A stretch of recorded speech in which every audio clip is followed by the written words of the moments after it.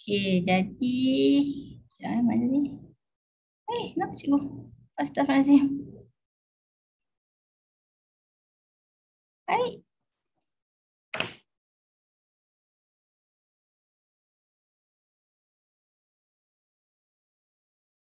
Okey.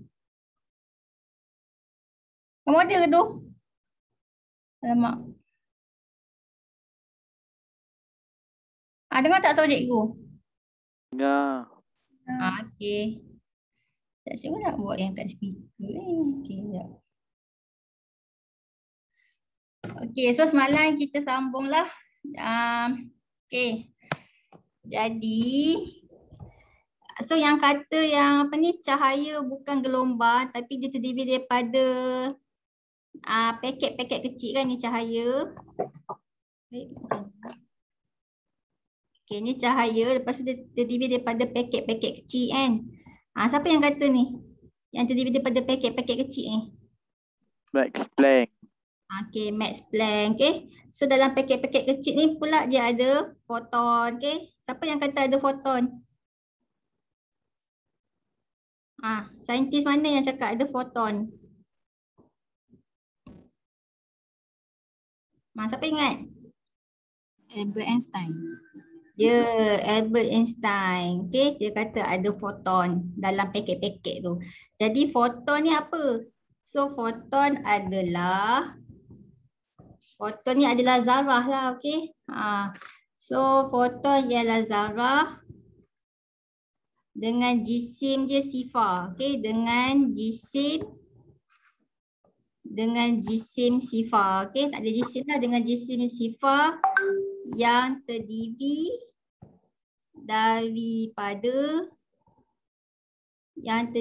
daripada pancaran elektromagnet.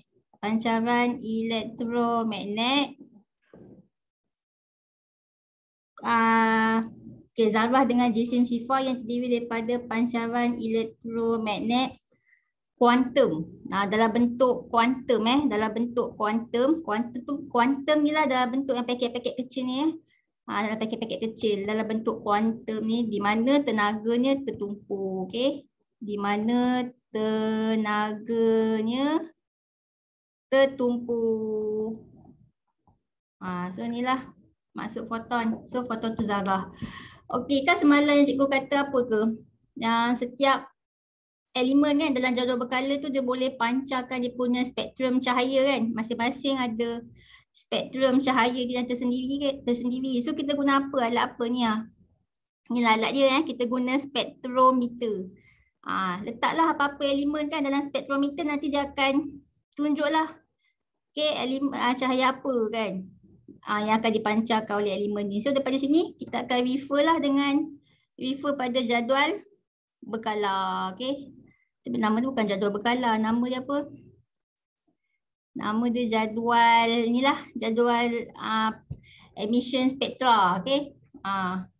So setiap elemen dalam ni dia akan pancarkan cahaya dia yang dia punya apa ni? Dia punya lain-lain lah, dia tak sama tak sama, masing-masing dia ada pancaran cahaya dia yang tersendiri. Okey. So ni kita guna spektrometer nama dia spektrometer. Okey. Lagi satu yang kan badan kita pun dia boleh pancarkan inframerah kan, sebab panas kan. Jadi untuk tengok ni kita guna ni. Semalam cikgu salah cakap Cikgu cakap apa semalam? Kau perasan tak? Sebenarnya kamera apa nama dia? Kamera ni kamera UV tau. UV tu kamera ultraviolet. Ni nama dia kamera infrared. Dia pula salah cakap semalam. Infrared camera. Macam ni lah infrared camera. Okay.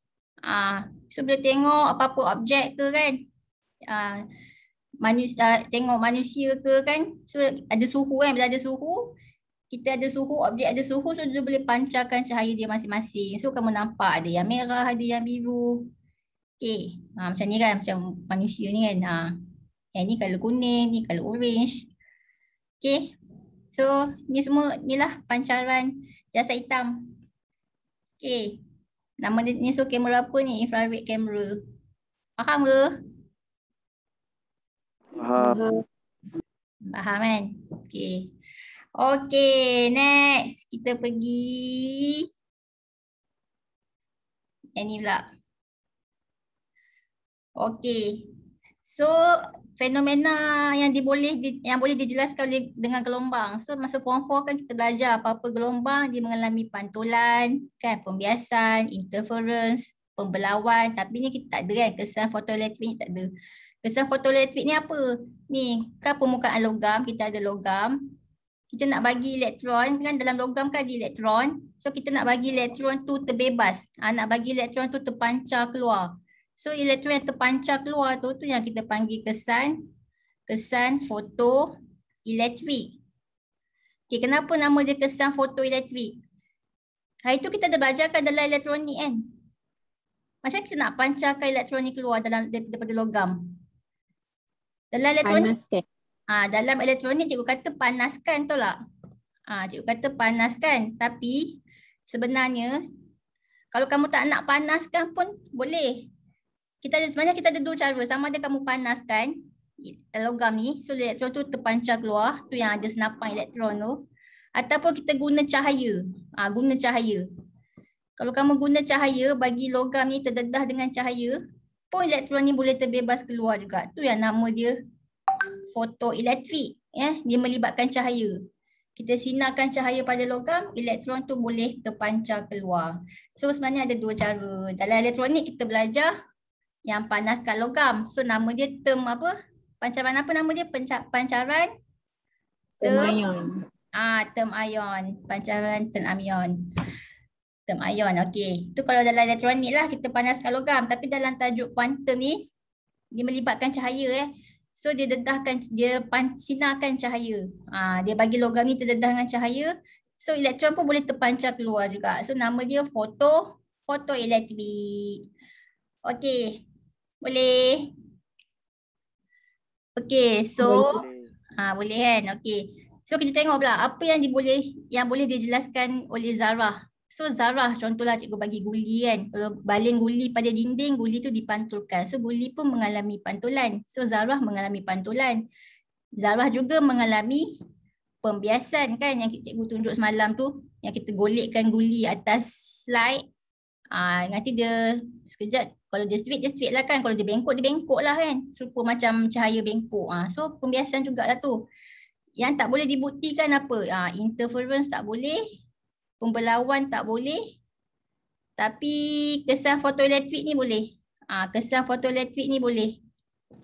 Okay, kita akan belajar detail lah pasal kesan fotoelektrik tu nanti Okay. Apa ke? Okay, kenapa? Okay, kejap. Kenapa zarah ni boleh bagi kesan fotoelektrik? Yelah, kamu tengoklah. Apa ni elektron? Elektron kan zarah, betul tak? Kan? Elektron kan zarah kan, dia kan subatom. So dia zarah lah. So bila dia zarah, kan dia boleh dipancarkan keluar kalau terdedah dengan cahaya. So sebenarnya zarah pun boleh, so dia menunjukkan bahawa elektron iaitu zarah boleh buat ni kesan fotoelektrik. Faham? Faham tak? Sebab tu dia buat tick right kat sini. So zarah apa ni? Zarah elektron. Okay, dia boleh keluar daripada logam kalau terdedah dengan cahaya. So, zarah boleh buat kesan fotoelektrik. Boleh ke? Respon. Boleh. Boleh. Kan, elektron tu kan terpancar keluar kan. So, jadilah kesan fotoelektrik. Okay. Okay, next. Okay, teori klasik. Okay, kita tengok teori klasik.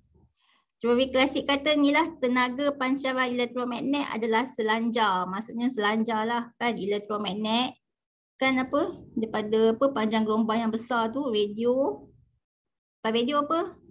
Jangan malam ini cantik untuk ex-girlfriend. Okay, Al apa? Al radio. M micro. I infra. Inframerah. C cahaya. Nampak. Tampak. U ultra, ungu X, X-ray, X-ray. G, gamma. Gamma. So teori klasik kata senaran elektromagnet ni kan, gelombang elektromagnet ni dia selanjar, dia continuous, dia tak dia continuous, dia macam ni, sekejap Dia selanjar, dia berterusan.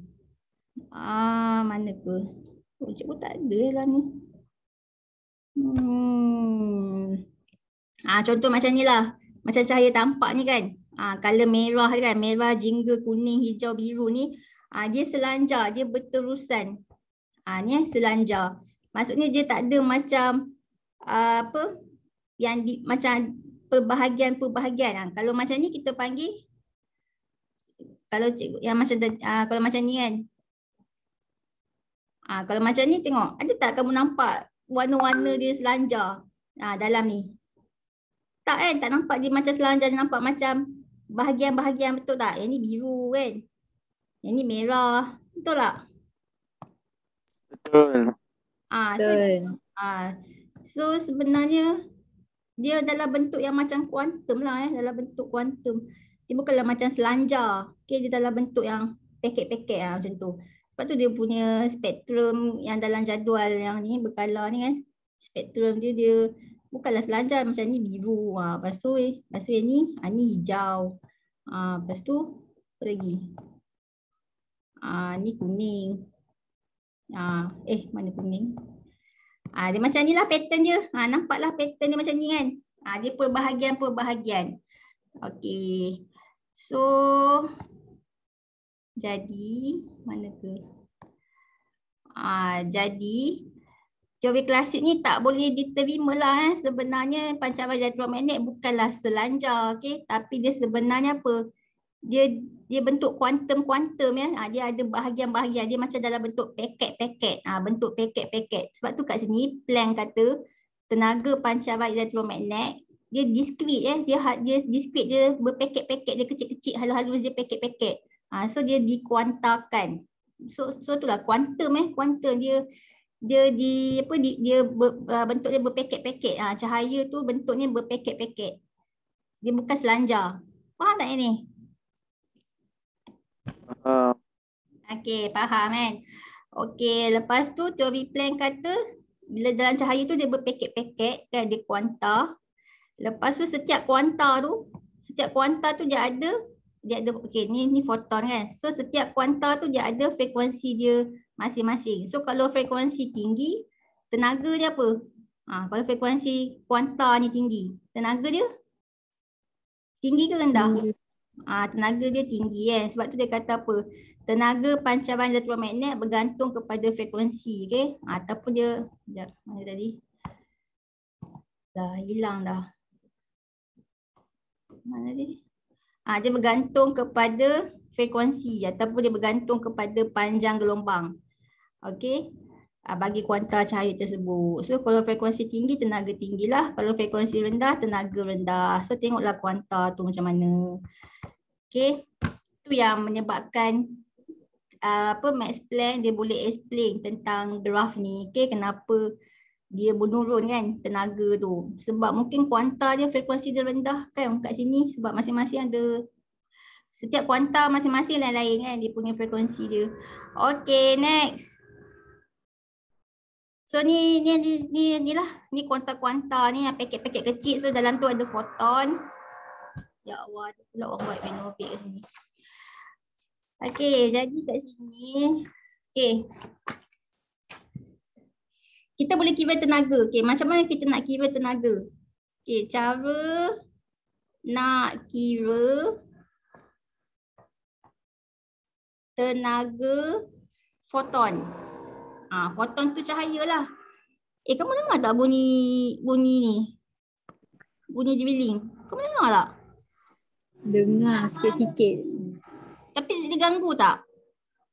Tak ganggu. Tak ganggu, okey. Okay, cara nak kira tenaga foton. Okay, tenaga. So, formula dia E lah, ENG sama dengan HF. Ni formula dia. So, E tu apa? E tu tenaga foton. Tenaga untuk satu foton ya. Tenaga untuk suatu foton. Untuk satu foton lah. So unit dia apa? Unit dia joule. J besar. Okey. H tu apa? H tu pemalar Planck. Pemalar Planck. So sebab yang buat eksperimen ni, yang buat formula ni nama dia Max Planck. So dia namakanlah pemalar dia pemalar Planck. Okay, so nilai dia 6.6 darab 10 negatif 34 joule saat. Joule saat. Lepas tu F. F tu apa F? F apa F? F mestilah Frekuensi. Frekuensi, okay, frekuensi foton tersebut kan. Cikgu kata setiap foton, setiap kuanta tu dia ada frekuensi dia masing-masing kan. Okay, so ni frekuensi foton. Unit dia apa? Unit apa unit dia? Hertz kan? Hz, Hertz. Okay. Lepas tu apa lagi okay. So nanti kita berkira lah. Okay, next. Okay lah, kemudian kan. Okay, selepas Max Planck. So muncul pula ada saintis tu nama dia apa? Louis D. Broglie. Dia kata jika gelombang boleh bersifat zarah sebab dia orang tengok cahaya ni asalnya dia orang kata cahaya ni gelombang kan. Dia tengok dalam cahaya tu ada foton kan, zarah. Maksudnya gelombang bersifat zarah lah. So dia kata kalau gelombang boleh bersifat zarah, jadi zarah pun bolehlah bersifat gelombang kan. So ni kita panggil apa? Kita panggil sifat kedualan. Sifat kedualan. So dia ada dua sifat. Sifat kedualan. Maksudnya kan cahaya boleh jadi gelombang dan juga dia boleh jadi apa? Dia boleh jadi zarah. Okay. So ada dua sifat ni lah nama dia kedualan. Okay. So kalau dia kata so disebabkan dia kata disebabkan zarah ni bersifat gelombang, so kan kita boleh kira momentum zarah sebab semua zarah kan ada momentum kan. Kita belajarkan form 4 momentum. Betul tak? So kan jadi kan kita boleh kira formula untuk zarah yang ada momentum tapi bersifat gelombang. So formula ni adalah aku salin kat sini sekejap Okay, formula lah kenapa ni? Okay, formula nak kira zarah yang zarah yang ada momentum tapi bersifat gelombang.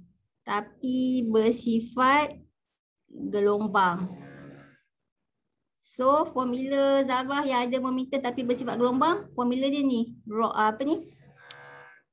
P kan, dia punya simbol momentum. Okey, P sama dengan H pemalar Planck bahagi dengan sifat gelombang. So sifat gelombang kita ambil lah simbol ni. Kita ambil sifat gelombang, kita ambil dia punya ni panjang gelombang. So inilah formula dia. Okey, formula nak kira zarah yang ada momentum tapi bersifat gelombang. Faham ke? Boleh? So P tu apa? P tu adalah momentum. H apa H? H pemalar Planck. Ya, H pemalar Planck. Apa dia punya nilai pemalar Planck? 6 Apa nilai dia pemalar Planck? 6.6. Ya, 6.6. Cikgu sebut tadi 6 berapa?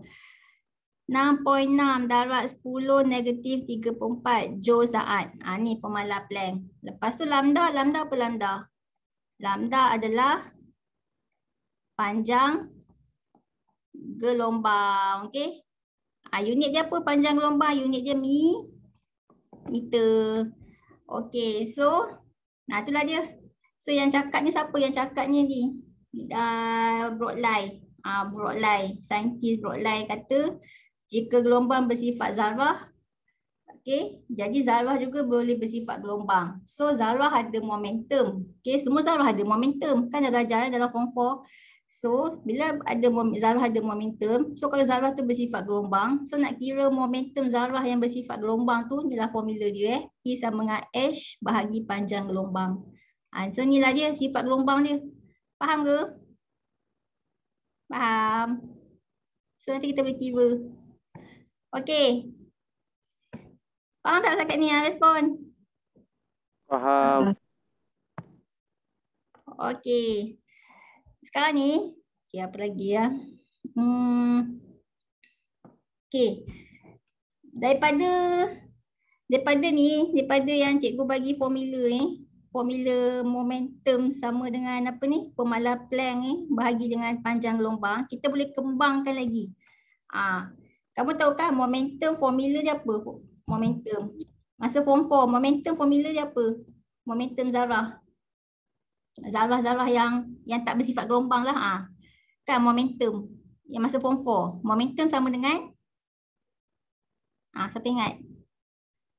Tu perubahan momentum.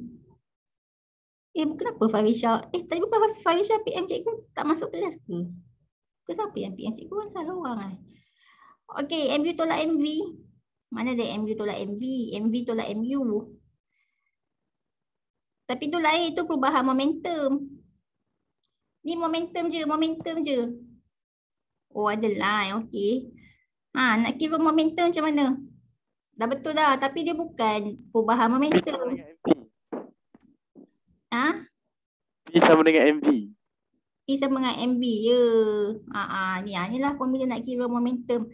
So M tu apa M? M tu jisim, V tu apa? Velocity kan? Laju.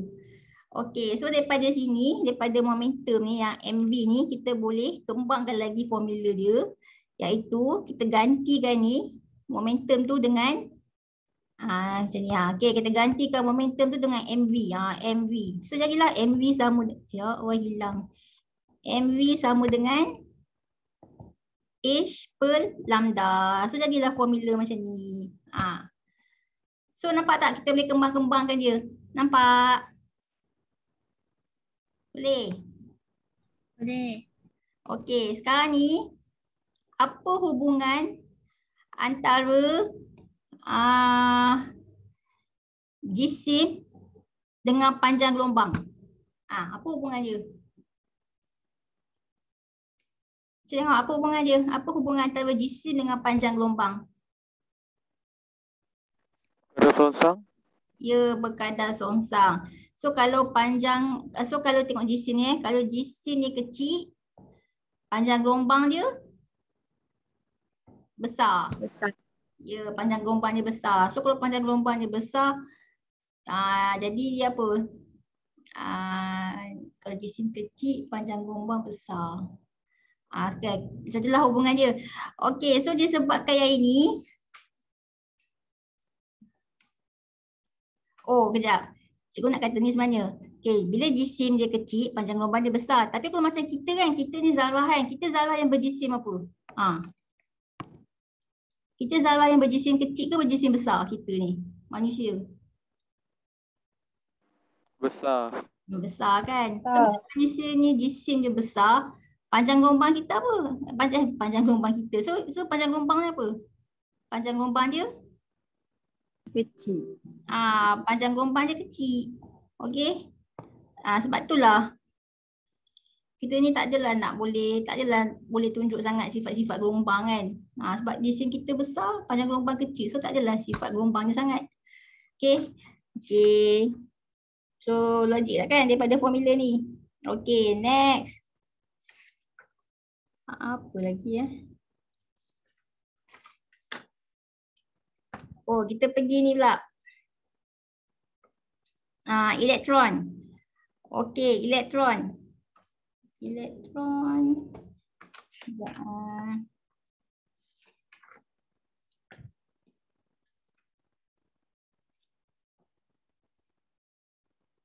Oh. Okay, kita tengok elektron pula. Elektron, siapa tahu elektron jisim? Elektron jisim. Siapa ingat? Ada tu orang yang ingat elektron jisim. Jisim elektron. Sekejap.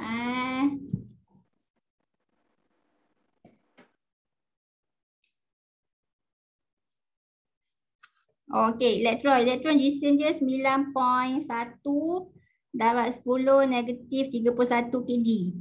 Ni elektron punya jisim. Kecil ke besar ni elektron ni?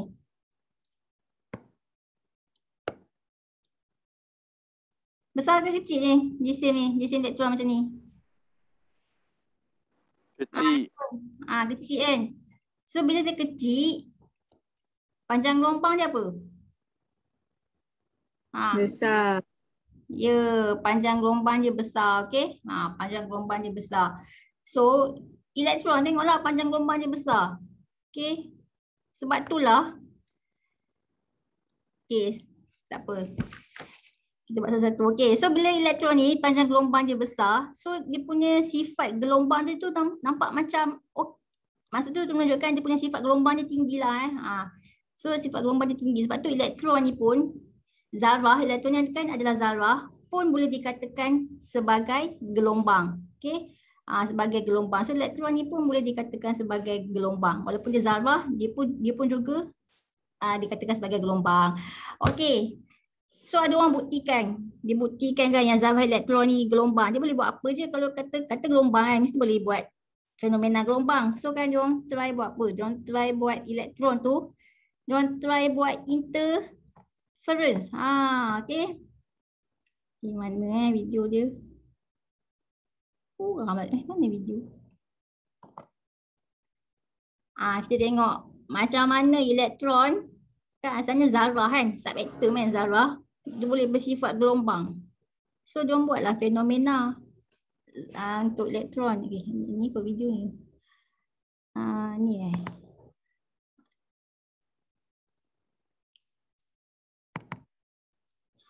Okay, sekejap. Mana pula? Professor Dave here. Let's talk about. Sekejap. Nak buat interference macam mana? Mesti ada apa? Mesti ada dua Sumber cahaya yang kau dua cahaya ke dua celah. Nak buat interference. dua celah. Dua celah kan? Kat situ kan nampak dua celah. Ni dua celah ni. So cahaya masuk kan ada dua celah, berlakulah interference kan. Dia pakai cahaya, kalau dia pakai cahaya merah, so kamu nampaklah yang apa ni ada selang-seling lah kan.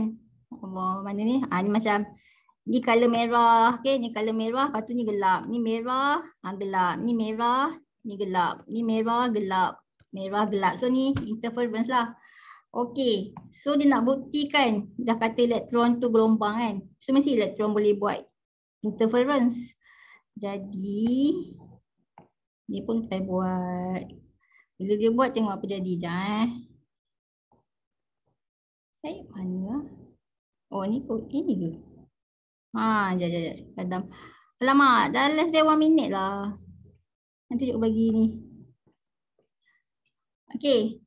Nampak? Tu elektron tu. Masuk dua celah. Dia boleh masuk dua celah. Lepas tu dia buat apa? Dia boleh buat